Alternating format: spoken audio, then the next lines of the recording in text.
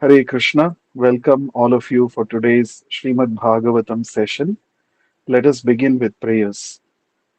Nama Om Vishnu Padaya Krishna Presthaya Bhutale Srimate Bhakti Vedanta Swamin Niti Namine Namaste Saraswate Deve Gauravani Pracharine Nirvishesha Shunyavadi Paschatya Deshatarine Jaya Shri Krishna Chaitanya Prabhu Nityananda Shri Advaita Gadadhara Srivasadi Gaura Bhakta Vrinda Hare Krishna Krishna Krishna Hare Hare Hare Rama Rama Rama Hare Hare Narayanam Namaskritya Naranchaiva Narottamam Devim Saraswatim Vyasam Tato Jayam Mudirayet Nashtaprayeshu Abhadreshu Nityam Bhagavata Sevaya Bhagavati Uttama Shloke Bhaktir Bhavati Naishtiki.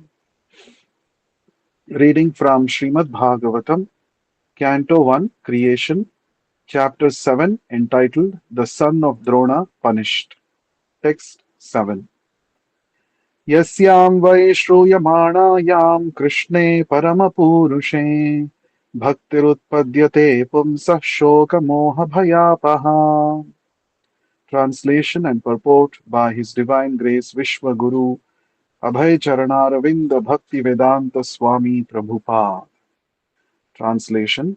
Srila Sutta Goswami continued, simply by giving oral reception to this Vedic literature, the feeling for loving devotional service to Lord Krishna, the Supreme Personality of Godhead, sprouts up at once to extinguish the fire of lamentation, illusion, and fearfulness. Purport. There are various senses of which the ear is the most effective.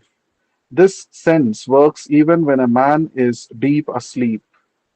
One can protect himself from the hands of an enemy while awake, but while asleep, one is protected by the ear only.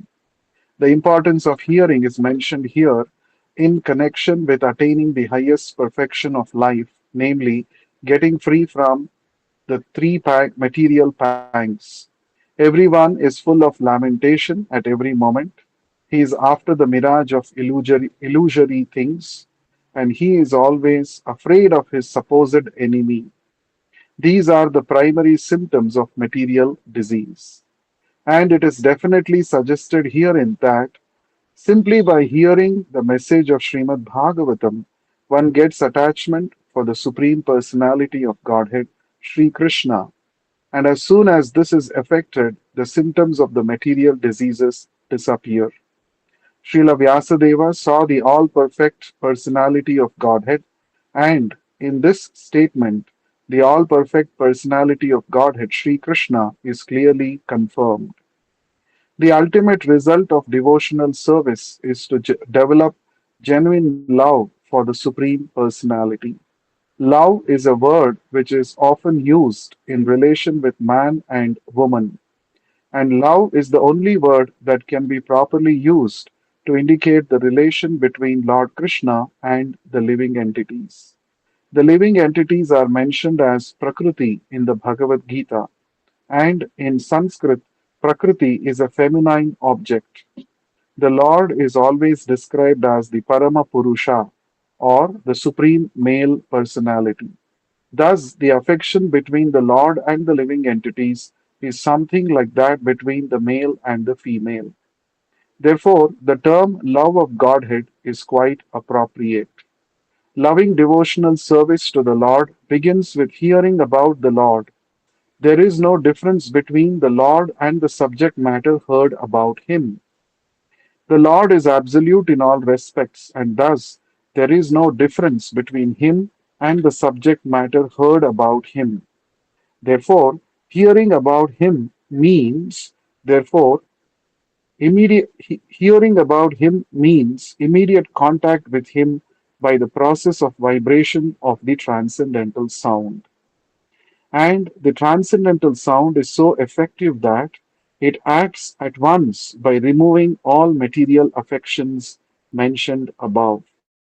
As mentioned before, a living entity develops a sort of complexity by material association, and the illusory engagement of the material body is accepted as an actual fact.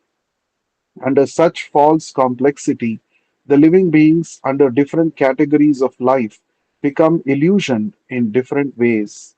Even in the most developed stage of human life, the same illusion prevails in the form of many isms and divides the loving relation with the Lord and thereby divides the loving relation between man and man. By hearing the subject matter of Srimad Bhagavatam, this false complexity of materialism is removed, and real peace in society begins, which politicians aspire for so eagerly in so many political situations. The politicians want a peaceful situation between man and nation, but at the same time, because of too much attachment for material domination, there is illusion and fearfulness.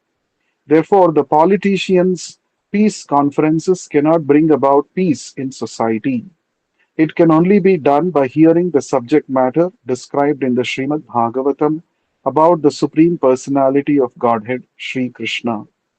The foolish politicians may go on holding peace and summit conferences for hundreds of years, but they will fail to achieve success.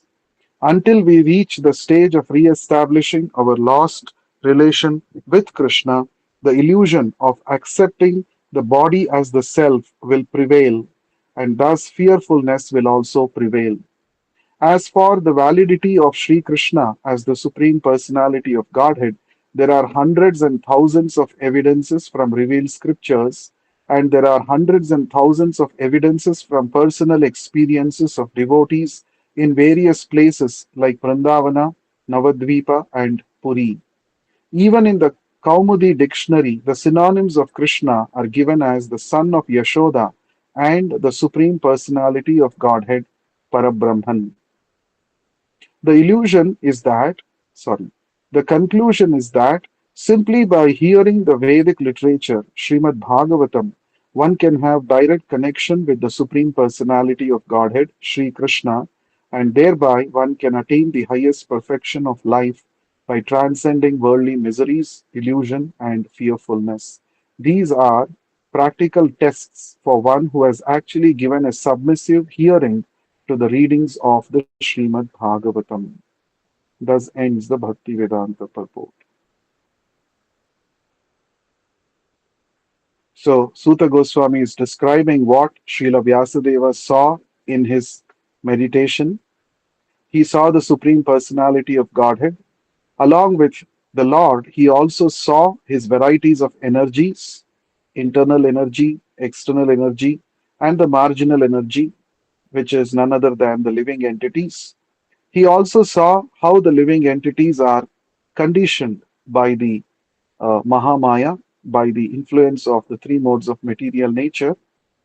And he also saw in his meditation that the only solution for the sufferings experienced by the living entities, which is actually anartha, which is unwanted for the living entities. The only solution to get out of this unwanted sufferings is to take to the process of direct devotional service to the Supreme Personality of Godhead. And here in this shloka, what happens when one begins to practice devotional service? The devotional service begins with Shravanam, hearing about the Lord. So, in this verse, it is mentioned what happens to a devotee who begins to hear this Srimad Bhagavatam. The first step in in Bhakti Yoga is to hear Srimad Bhagavatam from a self-realized bona fide spiritual master. So, what happens when one applies himself to this Shravanam process is explained in this shloka. Yasyam vai shruyamanayam Krishne Paramapurushe. So here, Yasyam, it is referring to this Vedic literature, Srimad Bhagavatam, in continuation with what was spoken in the previous verse. In the previous verse, we saw Anathopashamam Sakshat Bhakti Yogam Adhokshaje Lokasya Ajananto Vidvams Chakre Satvata Samhitam. We saw this yesterday. It is the only process that one should follow to get out of the unwanted material miseries is to engage in devotional service to the Lord. But the people in general in this world are not aware of this process of devotional service. Therefore, the great learned Vyasadeva composed this Satvata Samhita, which is Srimad Bhagavatam, which is talking about the supreme absolute truth. So, by study of this Srimad Bhagavatam, that is the meaning of the word yasyam in the shloka. It's a continuation from the previous shloka. Yasyam, why? Why means certainly. Shruyamanayam, simply by giving oral reception, simply by hearing. Shruti means to hear. Simply by hearing this Vedic literature, which is Satvata Samhitam, which which describes about the absolute truth, that is Srimad Bhagavatam, what happens? Krishne Paramapurushe. Krishne means unto Lord Krishna, Paramapurushe, who is the supreme personality of Godhead, unto him, Bhaktihi Utpadyate. Feelings of devotional service will sprout up. Utpadyate, Utpadana means to produce. So just by hearing this Srimad Bhagavatam, uh, pure feelings of devotion towards Lord Krishna will sprout up in our hearts. It will be produced in our hearts. Pumsaha, and because of this, what happens? Pumsaha shoka moha bhayapahaha. Because of this, uh, the three symptoms of material existence, material disease, which are shoka, means lamentation, moha means illusion, bhaya means fearfulness, will be apaha, will be extinguished, will be destroyed in the pumsaha, in all the living beings who take up this process of hearing Srimad Bhagavatam. So it's a very beautiful verse. Yasyam vai shruyamanayam Krishne paramapurushe bhaktirutpadyate pumsaha shoka moha bhayapaha. So in this verse, two things are mentioned. One is Krishna is the supreme personality of Godhead. By hearing about him, what happens? We become free from three things: shoka, lamentation, bhaya, fearfulness, and moha, illusion. So these are the two things mentioned in this shloka. Now, Prabhupada begins the purport by talking about the importance of Shravanam. Among all the senses, ear is the most important or most effective sense because even when we are in deep sleep, ear is actually always active. Now, this is the principle behind alarm clock. So, we set an alarm and the alarm sound rings. Even when we are in deep sleep, the sense of hearing is active, and that is how alarm sound can wake us up. So that is the principle behind alarm clock. That is the same principle behind chanting and hearing of the Hare Krishna Maha Mantra. Hmm? Among all the senses, the most active sense is the sense of hearing. Our ear is very active. So the sound of the Hare Krishna Maha Mantra, the transcendental sound, which is actually imported directly from the spiritual world. Golokera Premadhana Harinama Sankirtana. The holy names of the Lord are directly descending from the spiritual world, from Goloka Vrindavana. So when we hear this transcendental sound, the soul which is right now sleeping will be awakened to reality. जीव जागो गोरा चंद्र बोले कोथा निद्रा गेलो bhai पिशाचीरा खोले. So Bhakti Vinod Thakur writes, Jeev Jago, oh living entity, how long you will be sleeping on the lap of this witch called as Maya. Now, Gaura Chandra, Sri Chaitanya Mahaprabhu has come to wake you up from this deep slumber, and he has brought the Harinama Maha Aushadhi. He has brought the great medicine called Harinama. So take up this chanting of the Hare Krishna Maha Mantra and wake up from your deep slumber. So, this chanting of Hare Krishna Maha Mantra, when it is properly chanted and when this Hare Krishna Maha Mantra is properly chanted and heard through the channel of the ear, the holy vibration of the holy names of Krishna enters into the heart of enters into the heart, pierces the different layers of contaminations covering the soul, and it actually awakens the soul. So that is the principle. That is why ears can be called as the gateway to liberation. You simply have to sit down and hear Krishna Katha from the right source, just like we are all doing now. We are hearing the explanation given by Srila Prabhupada. And by hearing this explanation of Srimad Bhagavatam, just we have to sit in one place and hear. It's not that we have to do some big Herculean task. Simply by hearing, we can attain Krishna. We can attain pure devotional service to Krishna. Bhaktir utpadyate. So that is the potency of this process of Shravanam. So in the 10th canto of Srimad Bhagavatam, prayers offered by Lord Brahma.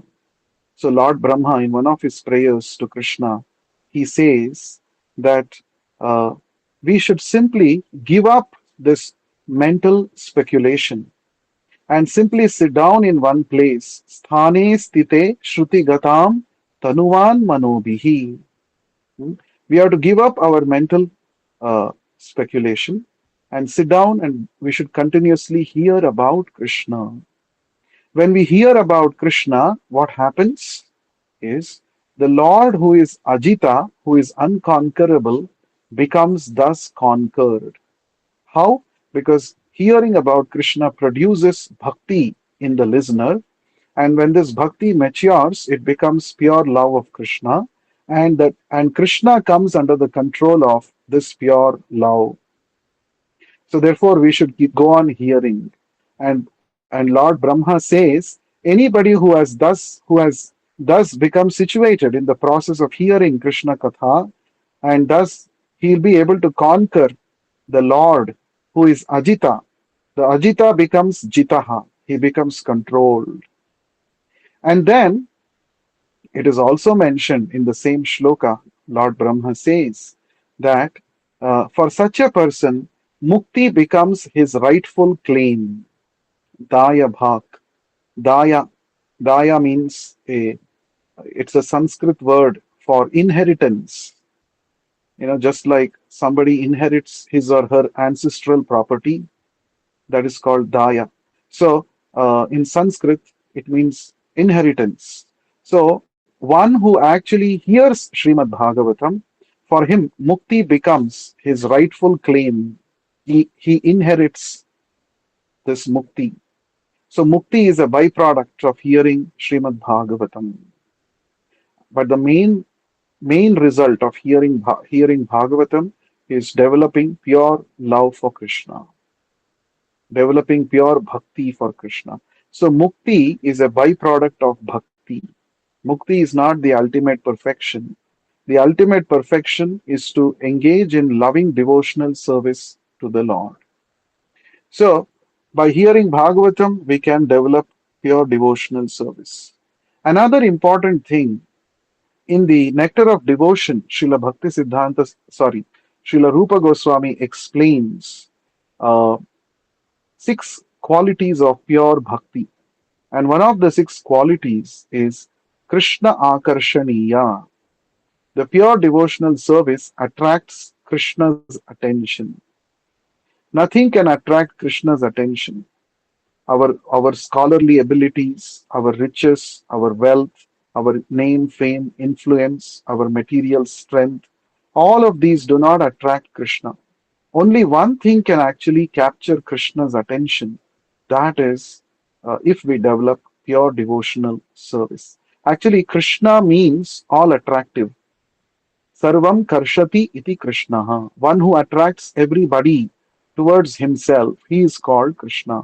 But there is one thing which attracts even that all attractive Lord, that is pure devotional service. So, therefore, by hearing Srimad Bhagavatam, we can develop this loving devotional service to the Lord, and this attracts the Lord's attention. So, that's a very important point.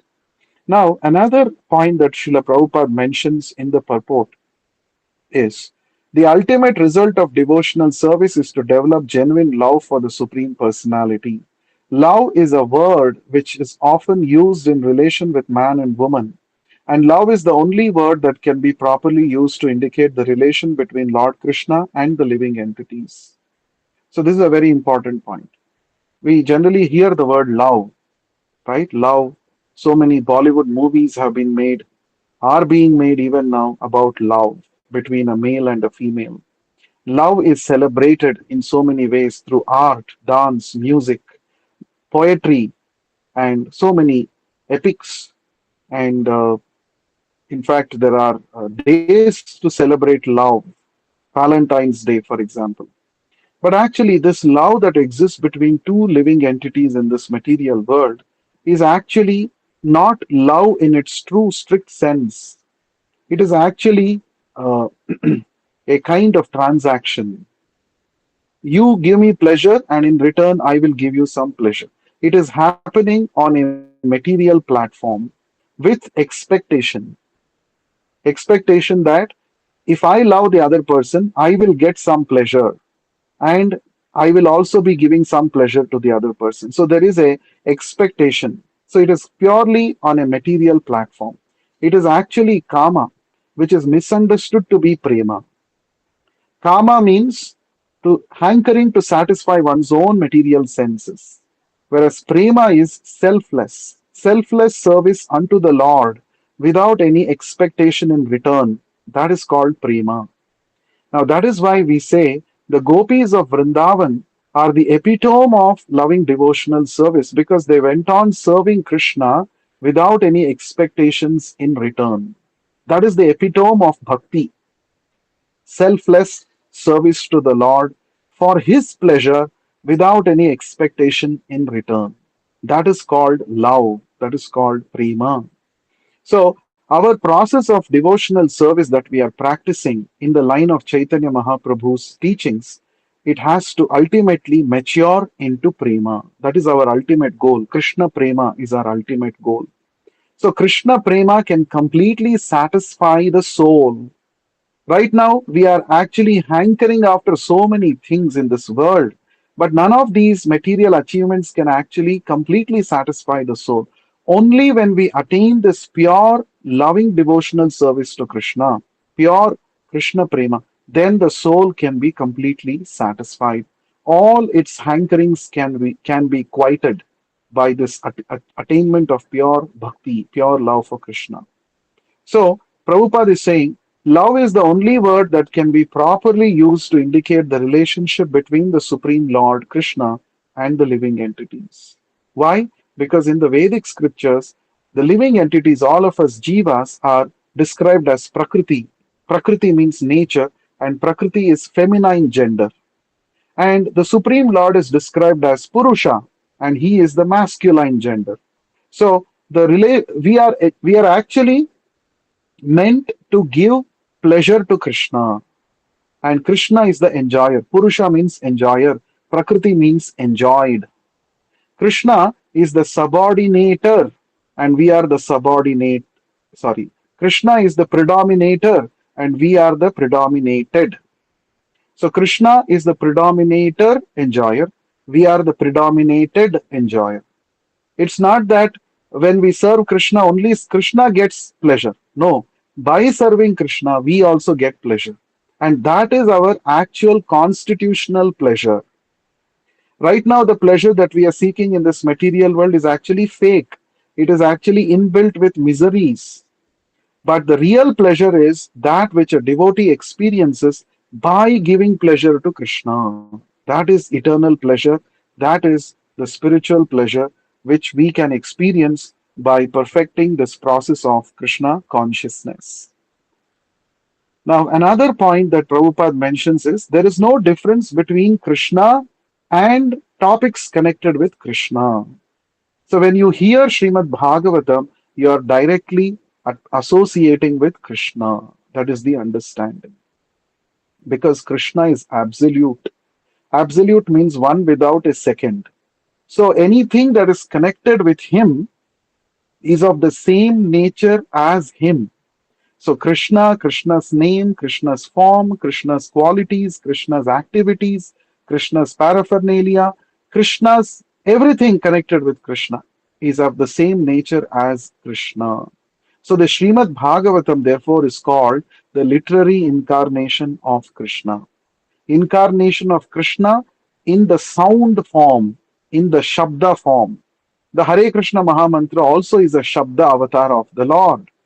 And the Srimad Bhagavatam is also the literary incarnation of the Lord. Therefore, just by hearing Srimad Bhagavatam, the different Leelas of Krishna in Srimad Bhagavatam, simply if you hear it attentively from the right source, one will get the same experience as the devotees who participated in those Leelas of the Lord. So that is the speciality. So many times we think, oh, Arjuna is so fortunate. Arjuna was able to see Krishna face to face. Arjuna was able to receive instructions from Krishna face to face.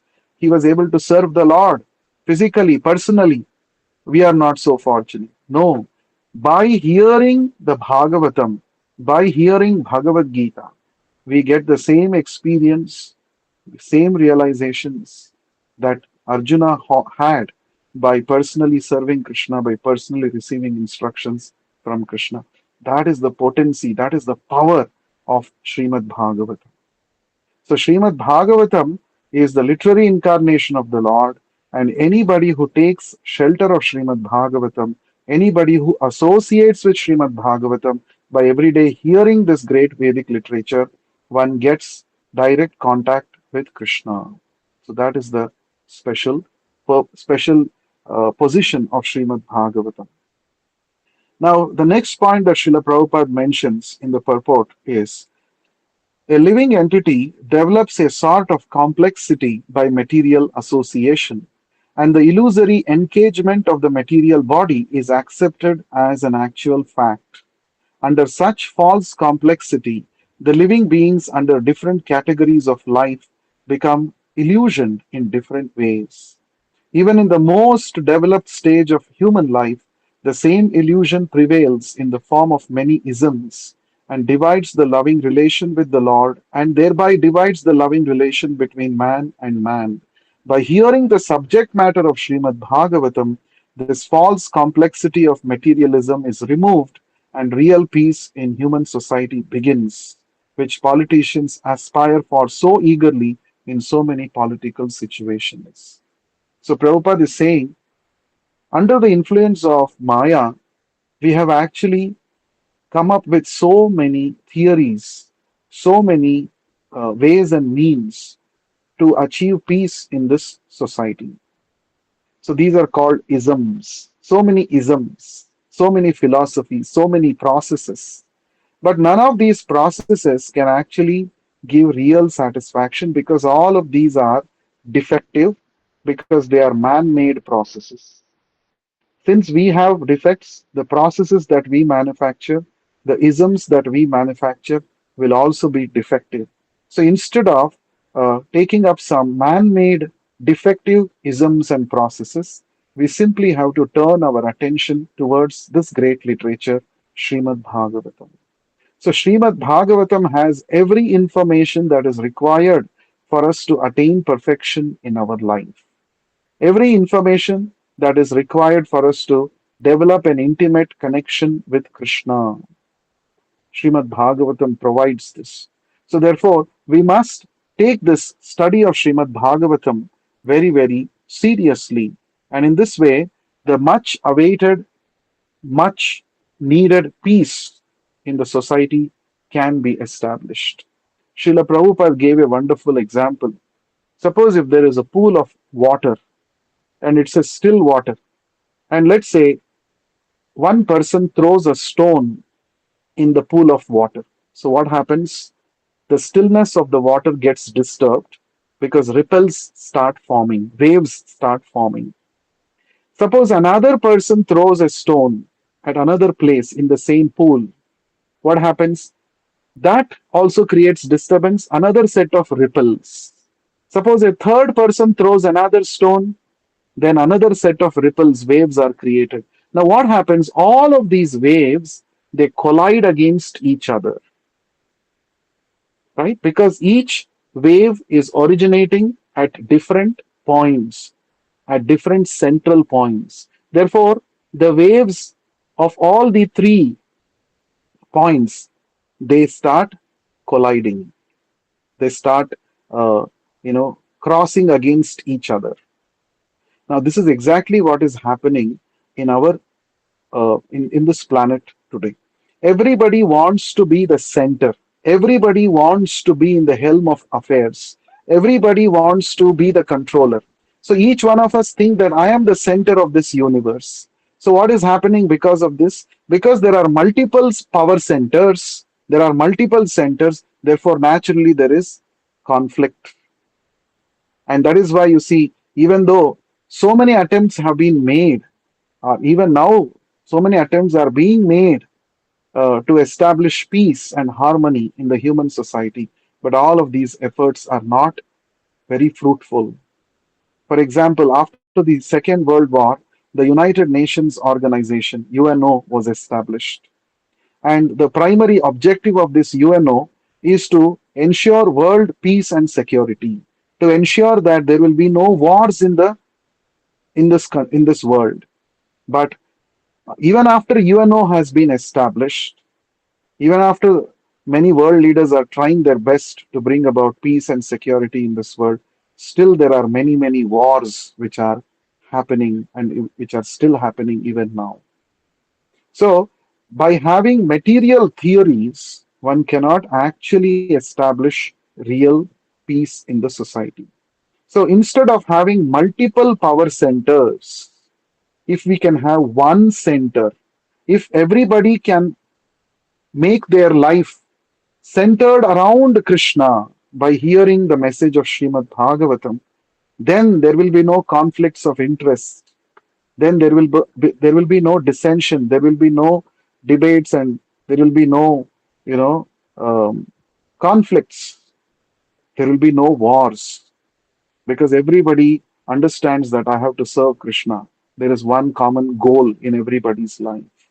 So, therefore, unless one becomes Krishna conscious, unless one actually develops uh, Krishna consciousness by studying Srimad Bhagavatam, peace in this world is simply an illusion. It is not possible. So, everybody has to develop this loving relationship with Krishna, and that is what Srimad Bhagavatam propounds.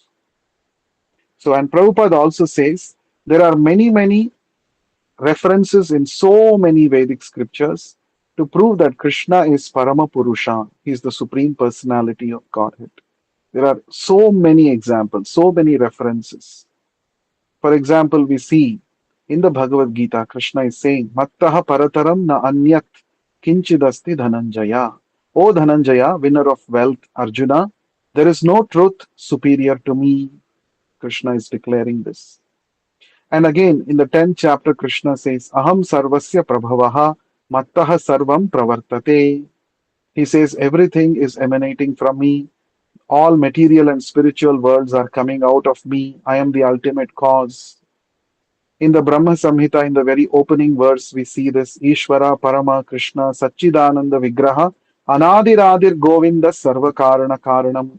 Krishna is the root cause of all causes.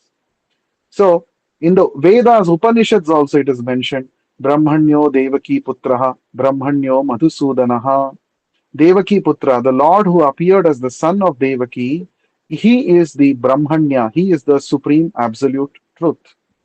The Lord who killed the demon called Madhu, he is the absolute truth. He is the supreme personality of Godhead, Madhusudana. So, like this, you will find n number of references in all the Vedic scriptures. It is declared that Krishna is the supreme personality of Godhead. So, Prabhupada quotes a beautiful verse which is present in so many Puranas. So he says, Alodhya sarva shastrani vicharyascha punah punaha idamekam sunishpannam dhyeyo narayana sada. What is the meaning of this verse? The meaning is, if you study all the Vedic scriptures scrutinizingly, and then you contemplate on what you have studied in all the Vedic scriptures in an unbiased manner, then you will see that one truth will become very evident. What is that? Dheyo Narayana Sada. Narayana is the only object of meditation.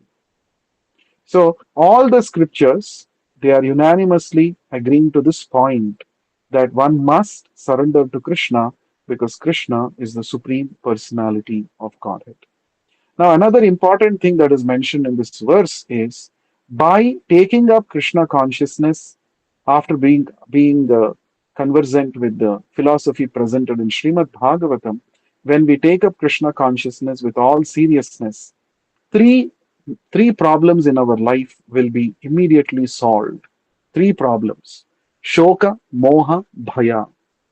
All of us are having this three problems in our life. Nobody can escape.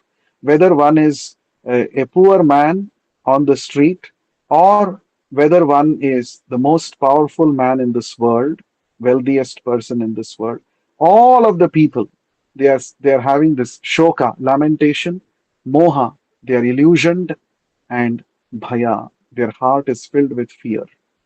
This is actually these are the three symptoms of material existence. And by carefully studying Srimad Bhagavatam, understanding this philosophy of Bhagavatam, and applying ourselves to this sublime process of Krishna consciousness, we can become free from these three things. Even in the neophyte stage, not that only in advanced stage we can become free from these three things. Even in the beginner stage also we can experience relief from these three things. For example, shoka, lamentation. So before coming to Krishna consciousness, we might have become very upset when we lose something, right? So when we lose something, our heart becomes filled with lamentation. Oh, my favorite thing has been lost. I remember recently, I was telling this to somebody. Somebody had come to the temple. It was a Sunday evening and huge crowd in the temple. So he had left his footwear in the counter, chappal counter outside, and he attended the program, attended the Shayana Arati, and he late night he left. So when he was about to leave, when he went back to the chappal counter where he had actually deposited his footwear, he could not see that. He could not find it. He searched for a long time.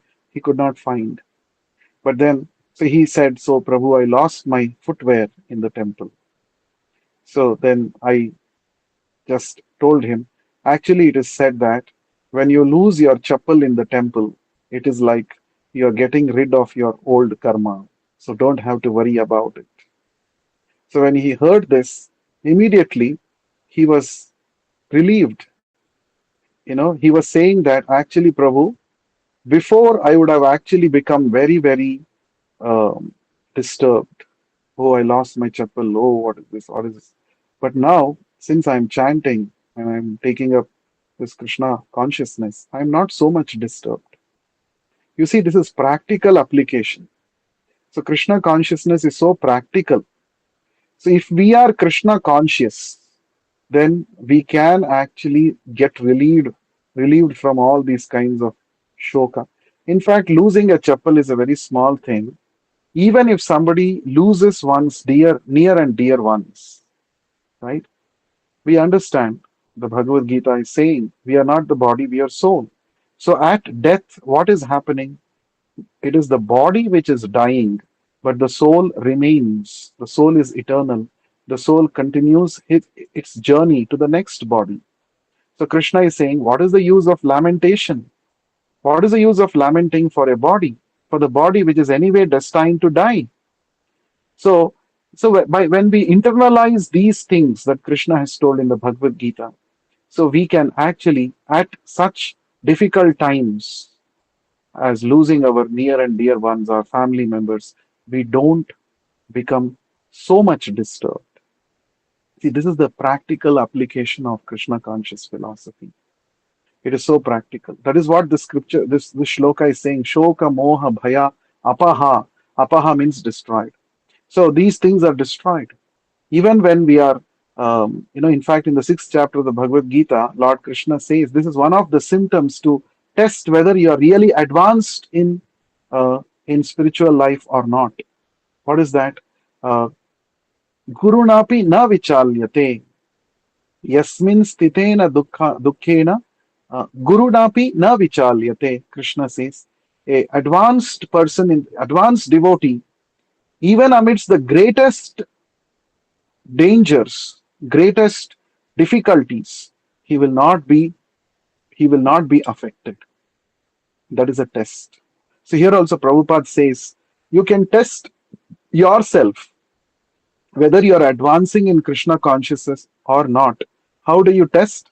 You check whether you are lamenting for things like before, whether your heart is filled with fear, whether you are becoming free from illusion or not. You can check yourself. So if you are actually becoming, if you are better than before after coming to Krishna consciousness, that means you are making progress. That means you can see the power of this process of devotional service. So therefore, this Bhagavatam is very practical. Krishna consciousness is the most practical system of self-realization and God realization. All that we have to do is we have to stick on to it. Many times in the beginning, you know, we become attracted. Oh, everything is new. New things we are discovering in Krishna consciousness. Oh, it is so new. But after some time, the euphoria, the initial excitement comes down, and then we take it very casually.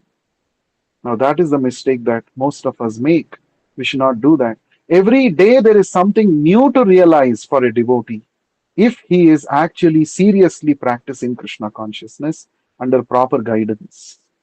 Every day when you chant Hare Krishna Maha Mantra, there is something new that you can experience. Every day when you read Srila Prabhupada books, new realizations will come about if we are in the right frame of mind, if we are in the right consciousness that you can experience yourself.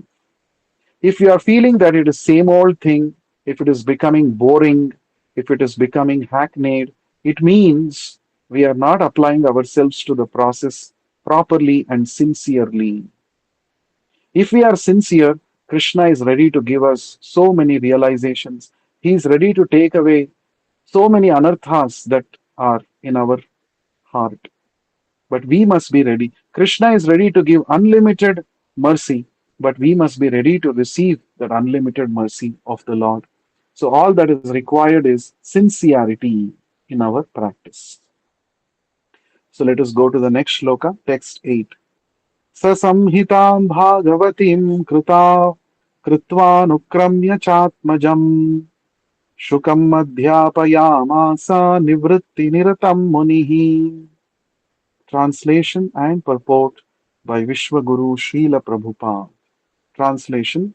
The great sage Vyasadeva, after compiling the Srimad Bhagavatam and revising it, taught it to his own son, Sri Shukadev Goswami, who was already engaged in self-realization. Purport. Srimad Bhagavatam is the natural commentation on the Brahma Sutras compiled by the same author. This Brahma Sutra or Vedanta Sutra is meant for those who are already engaged in self realization. Srimad Bhagavatam is so made that one becomes at once engaged in the path of self realization simply by hearing the topics.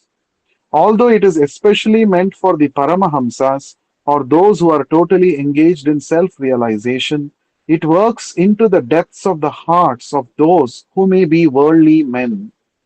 Worldly men are all engaged in sense gratification, but even such men will find in this Vedic literature a remedial measure for their material diseases. Shukadev Goswami was a liberated soul from the very beginning of his birth, and his father taught him Srimad Bhagavatam. Amongst mundane scholars, there is some diversity of opinion as to the date of compilation of Srimad Bhagavatam.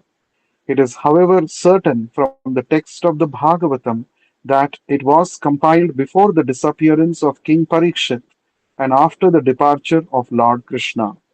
When Maharaj Parikshit was ruling the world as the king of Bharatavarsha, he chastised the personality of Kali.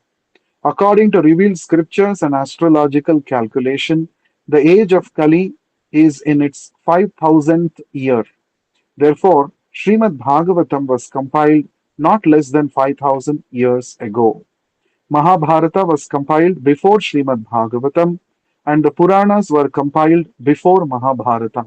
That is an estimation of the date of compilation of the different Vedic literatures.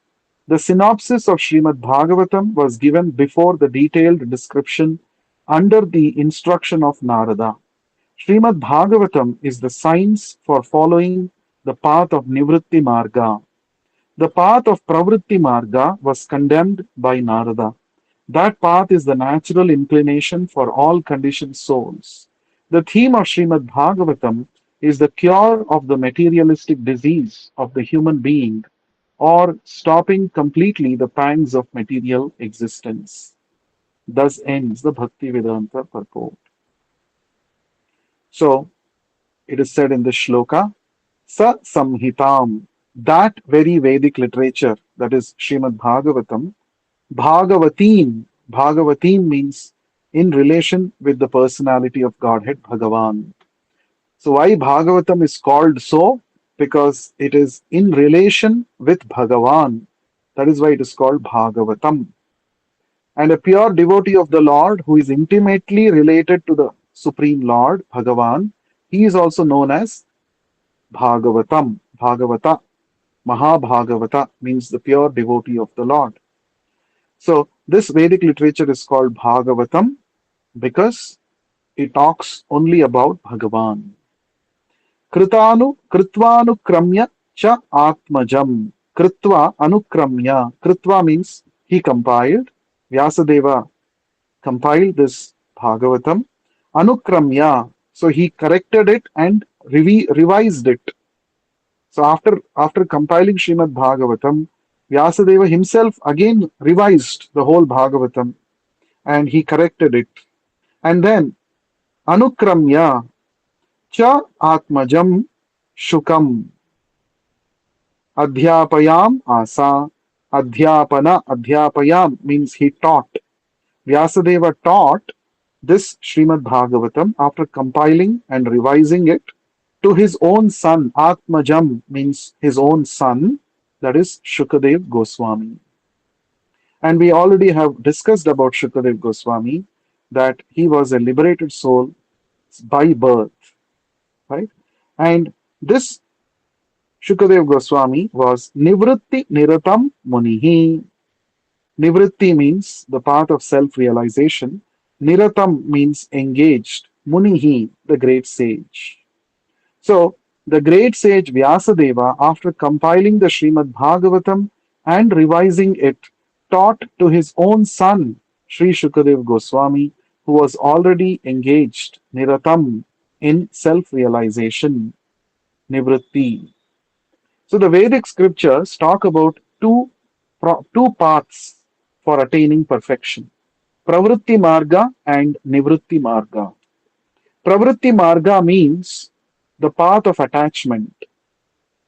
Nivritti Marga is the path of detachment.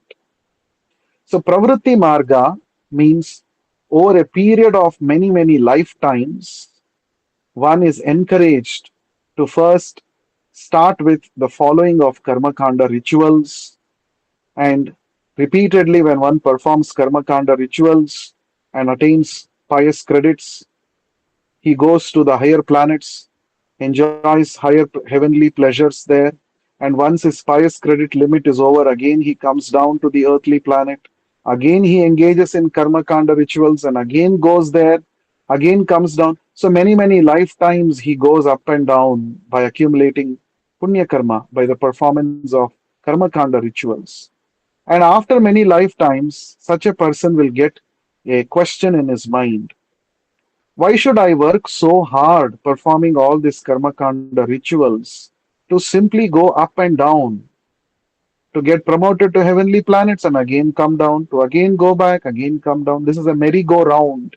Why should I actually go? So one when actually realizes that the material pleasures, even in the higher planets, are short-lived, they are temporary, they cannot give real ultimate satisfaction, then one goes towards the Jnana Kanda section of the Vedic scriptures, which are nothing but the Upanishads. So in the Upanishads, the knowledge about the soul, about the eternality of the soul is described. So there, Jnana Kanda is all about cultivating spiritual knowledge. And then when one actually becomes a real jnani, as Krishna says in the Bhagavad Gita, Bahunam Janmanam Ante Jnanavan Mam Prapadyate Vasudeva Sarvamiti Samahatma Sudurlabhaha. After many, many lifetimes of cultivating the spiritual knowledge, when one becomes mature in his wisdom, then one understands that Krishna is everything, and then he surrenders to Krishna. So that means gradually the jiva is taken through a process of material pleasures and gradually brought to the point of cultivating spiritual knowledge. And when that spiritual knowledge matures into bhakti, then one understands Krishna's actual position. Then one surrenders to Krishna and engages in his devotional service. So, this is the gradual path of Pravritti Marga.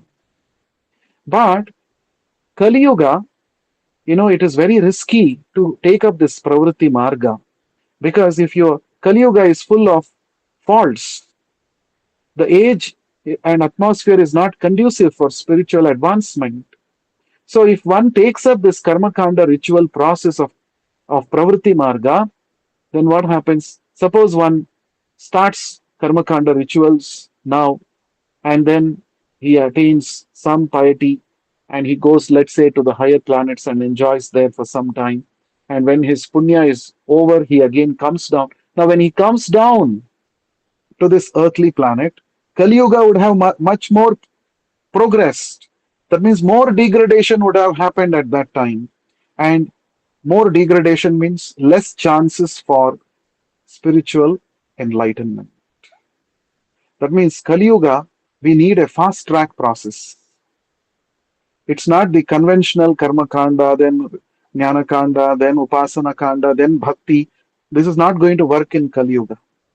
Therefore, Srimad Bhagavatam was compiled especially for the people of Kali Yuga, which focuses on Nivritti Marga. Nivritti Marga means you don't have to go through the gradual karma kanda, program and then become jnani and then come to the point of surrendering to Krishna. No, none of all those things. You directly take up devotional service. Doesn't matter whatever is your consciousness, doesn't matter whatever is your past karma. All those things are not seen in this Bhakti Yoga process or Bhagavata Vidhi. Anybody can take up the process of chanting and hearing and become purified. That means it's a fast track process. Srila Prabhupada said, he gave an example. Suppose you want to go to the 50th floor of a multi-storied building, a skyscraper building. There are two ways to go there. One is the slow process of taking the staircase. It will take some time and then you will go. And the second is you just go on a escalator or an elevator, right? You go into the elevator, push the button, and the elevator will take you to the 50th floor. So Prabhupada said this Krishna consciousness process or the Bhagavata Vidhi is actually the fast track process or the elevator process. So you don't have to go through all those rituals and all those things. You directly come to the point of surrendering to Krishna. And this is very powerful. If we practice this under the guidance of a pure devotee spiritual master, success is assured within one's lifetime. Within this lifetime, we can attain perfection. That is the promise of Bhagavatam. And that is the process that Srila Prabhupada has presented. And that is what is endorsed by Chaitanya Mahaprabhu also. Chaitanya Mahaprabhu specifically told that you should study Bhagavatam because this Bhagavatam is Amalam Puranam. It is the spotless literature. And simply by taking up this process of Srimad Bhagavatam, that is Bhakti Yoga as described in Bhagavatam. In this very lifetime, by practicing Shravanam, Kirtanam, one can attain perfection and go back to Godhead. There is no risk of again coming back to this material world in this Kali Yuga. So, therefore, Bhagavatam is very, very special. And even though Bhagavatam is meant for the Paramahamsas who are always absorbed in the process of self realization or Nivritti Marga, like Shukadev Goswami, but equally it is beneficial even to a materialistic person because, as it is explained in the 10th canto of Bhagavatam, Nivritta Tarshai Rupagiyamanat Bhavaushadat Shrotra Manobhirama. It is said this Bhagavatam, it is relished by those who are Nivritta Trishnaha, those who have given up all their material hankerings, those who are pure devotees or Paramahamsas. But at the same time, those who are materialistic, if they hear Bhagavatam, what will happen to them? Shrotra Manobhirama. It is very pleasing to the heart and to the ear because the pastimes of Krishna are so beautiful, so nicely they are being described here by Shukadev Goswami in the Bhagavatam. So even a materialistic person, when he hears these sweet pastimes of Krishna, he also gets at once attracted to Krishna, gets attracted to bhakti. That is why Bhagavata Dharma is the prescribed method for Kali Yuga people. This is the shortest cut, and there is no need to follow any other karma kanda rituals or any other speculative processes. One simply has to follow the path of devotional service as given by as given in the Srimad Bhagavatam, and at once one can cure his material disease. Another point that Prabhupada mentions, when was this Bhagavatam actually compiled? Bhagavatam was the last Vedic literature given by Vyasadeva in his full maturity. So, just before Bhagavatam, as we have discussed in several classes before, Vyasadeva had compiled the longest epic poetry of human history, that is Mahabharata. And before that, Vyasadeva had also compiled the Puranas, and before that, the Upanishads and the Vedas. Even after compiling all of these Vedic scriptures, Vyasadeva was not completely satisfied. Therefore, on the advice of his guru, Narad Muni, Vyasadeva compiled this Srimad Bhagavatam, which is actually described as the most ripened fruit in the tree of Vedic wisdom.